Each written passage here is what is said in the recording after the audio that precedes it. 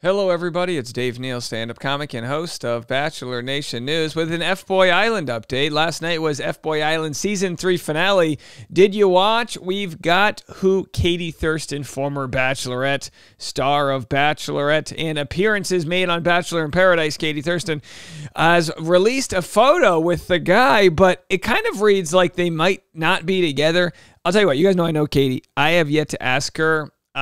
It's her story to share, so I'm just a fan right now, speculating just like you guys. If you don't want the spoiler for who she chose at the end of her season, click away now. I'm going to share that with you. Also follow me on Instagram at DNeals, patreon.com/Dave Neal for behind-the-scenes bonus content. And every morning and afternoon, Bachelor Rush Hour, the hit podcast. We had our most successful week ever on the podcast, as we have doubled up on episodes and now have a morning and afternoon weekly episode, along with a Saturday interview for you.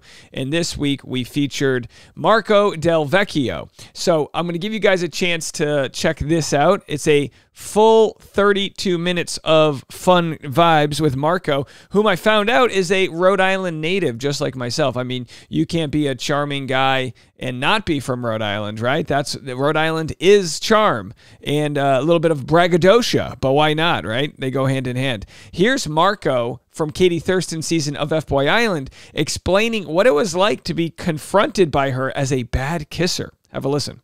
I'm friends with Katie Thurston. What was that like, meeting old Katie Thurston on the show? Did you know she was going to be on beforehand? Or? I did. She was the one cast member I knew that was going to be on.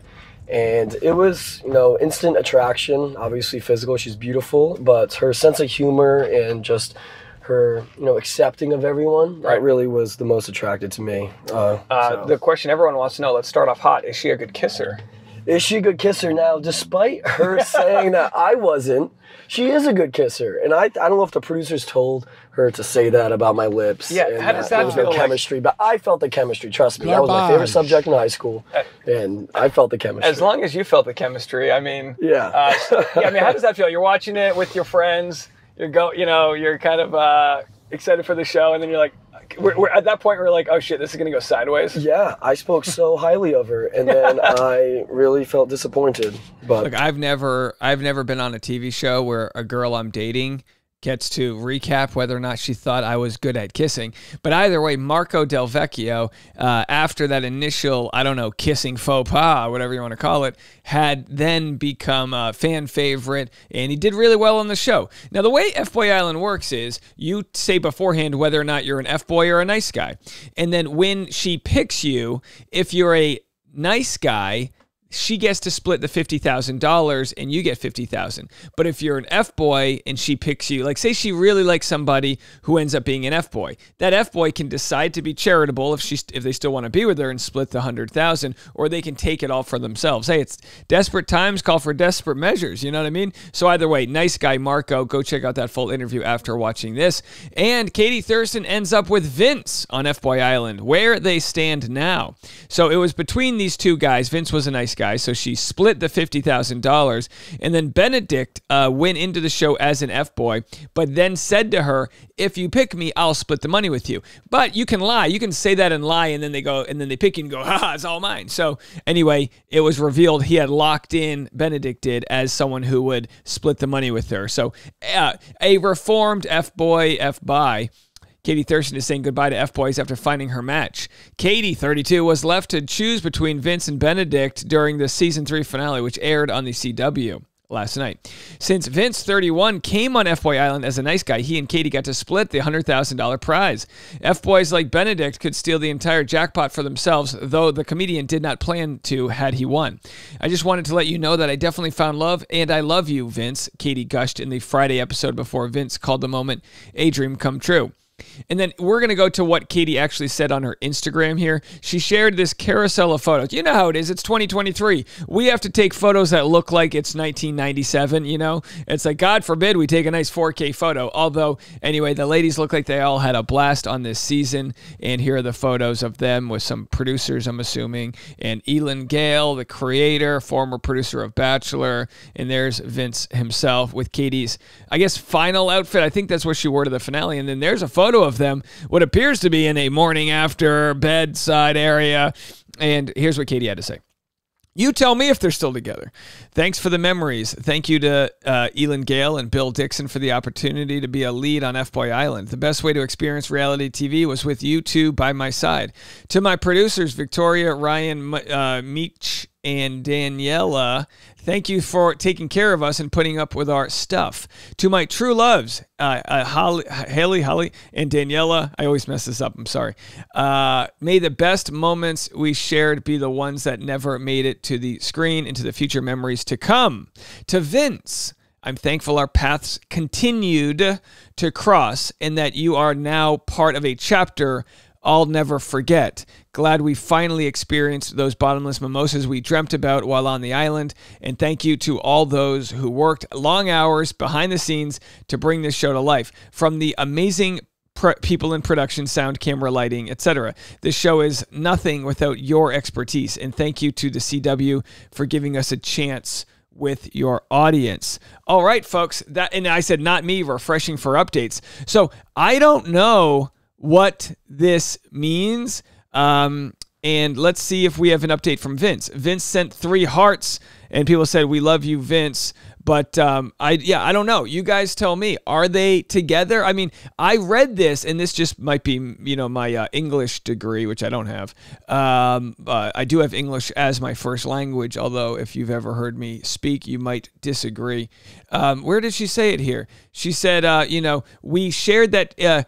I'm thankful our paths continued to cross. It didn't say I'm thankful our paths continue to cross. So that's just me, old Law and Order style, trying to find out what the hell this photo means. Are they still together or not? I mean, she has not posted. Let's see what Vince has said, because she has not really posted. And again, if they want to keep it quiet, I'm all about that too, keeping it quiet.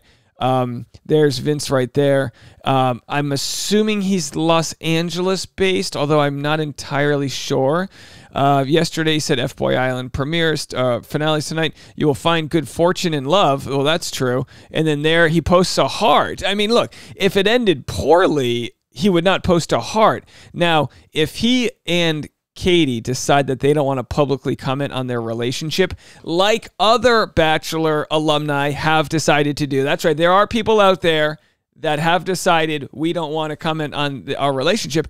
I support it. Good for them. Congratulations. You don't need some rusty old guy in a flannel commenting on every photo you post with open-toed shoes. You just don't need that. Now, if you did that, we would respectfully, enlarge in any story to the benefit of the internet. But that's why I understand protect your peace, as it were. Now, just to clickbait you a little bit more, in this interview I did with Marco Del Vecchio, he actually confronts last week's guest on Driving with Dave. Last week's guest, whom I like, she's a friend, she's a nice person, not an F girl.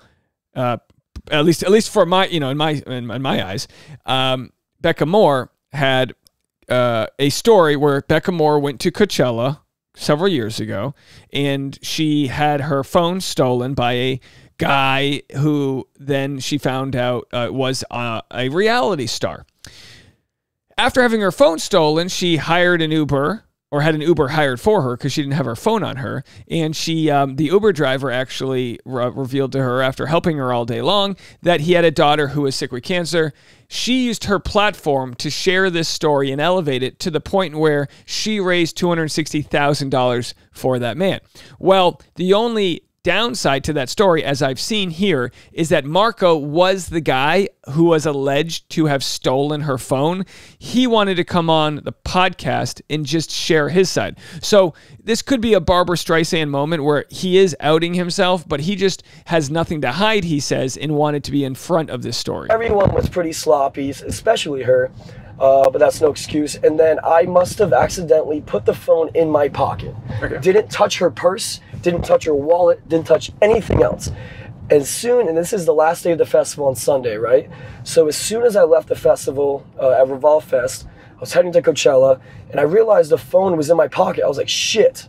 So I didn't have her number or anything. So All right. Well, there's his story. If you want to go check out that full interview, it's a good one. Just click this link. And also, don't forget, if you didn't know this, tonight is our gingerbread house party, 8 p.m. East Coast, 5 p.m. Pacific. Go to your local grocery store, buy a little gingerbread kit. It's cheaper than hiring a babysitter. We'll play some Christmas music. It'll be family friendly, and that'll be on the vlog channel. Tasha Courtney and Dave Neal do fun things. We'll see you tonight over there.